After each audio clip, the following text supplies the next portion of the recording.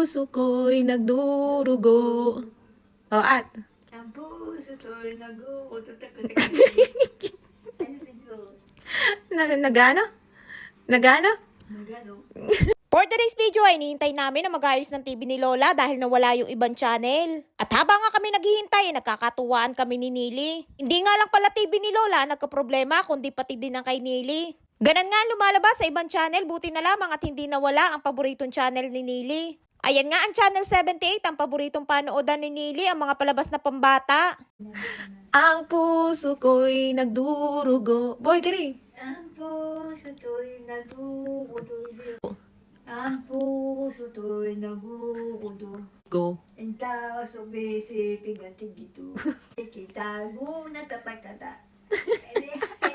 Pero sa Talaga naman nakakatuwang turuan si Nili dahil laging game na game. At dyan nga'y binibiro ko si Nili at ang sabi ko'y para siyang flight stewardess. Dahil natutuwa ako dun sa kanyang scarf na kanyang inilagay sa kanyang leeg. Si Lola ay tumambay nga din dyan at naiiyamot na nga dahil ang tagal daw nung mag-aayos ng kanyang TV. Kaya naman habang naghihintay kami ay nililibang ko muna sila nang hindi mainip si Lola. Nilush. At flight stewardess? kaya mami nagkakasibit ko. Masay flight stewardess? Dayalit. Dayalet? Kaya mami. At kimo flight stewardess? Kaya nabasa dito ba? At habang nga kami nagkakatuwa ni Nili, gusto niya daw makita aring halaman na bigay ng kanyang kapatid dahil inilipat ko sa bagong lalagyan. Napakaganda nga ng mga bulaklak at hindi nawawala ng bulaklak at araw-araw ay may bagong tumutubo. Dinala ko nga kay Lola para ipakita at natuwa naman si Lola dahil napakaganda nga daw. Hindi lang magandang umaga. Magang na magang. Kamusta? Kumusta? Nakakatuwa din si Lola dahil game na game kapag pinagsalita ko ng Tagalog. Bihira nga lang din naming makasama si Lola sa aming mga video ni Nili dahil lagi lamang siyang nasa kama na nakahiga.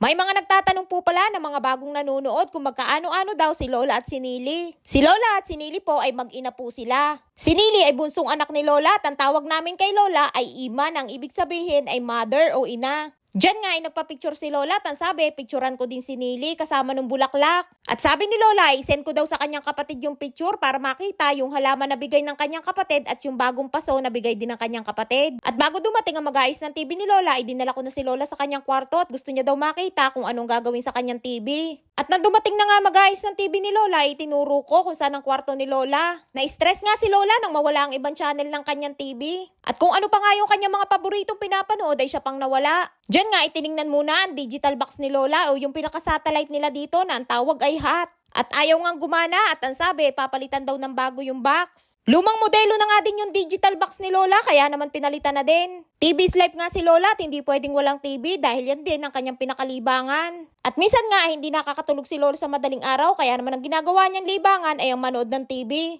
Ayan nga't ayos na't mas maganda din nga ang kulay ng mga palabas. Dahil napalitan na nga ng bagong modelo ng digital box ang TV ni Lola kaya naman mas malinaw din panoodan. Sabi ko nga kay Lola ay tingnan din sa ibang channel kung gumagana. At inilipat nga ni Lola sa channel 23 ang isa sa kanyang paborito na panoodin, ang game show. Bukod sa game show na kanyang paboritong panoodin na isa din sa kanyang pinapanood ay ang manood ng balita. Tuwan-tuwa nga si Lola nang maayos ang kanyang TV dahil ilang araw din na hindi siya nakapanood ng kanyang mga paboritong palabas. Andyan din si Nili at tinitingnan kung ayos na ang TV ni Lola. Ang sabi nga namin ay tingnan din yung TV ni Nili. Ang kaso ay hindi niya daw maaayos yun at ang problema ng kay Nili ay nasa linya sa labas. At ibang tao na daw ang mag-aayos noon. Buti na nga lamang at yung paboritong channel ni Nili ay hindi nawala. Napaka-importante nga ng TV kina Lola at hindi pwedeng mawala dahil yan lamang ang nag-iisang libangan nila araw-araw. Shoutout time! Shoutout po kay Jeanette Rivera. Shoutout po kay Teresa Rubio ng Batangas. Shoutout po kay Ana May Miranda ng Antipolo City. Shoutout kay La Joy ng Cabuyao, Laguna.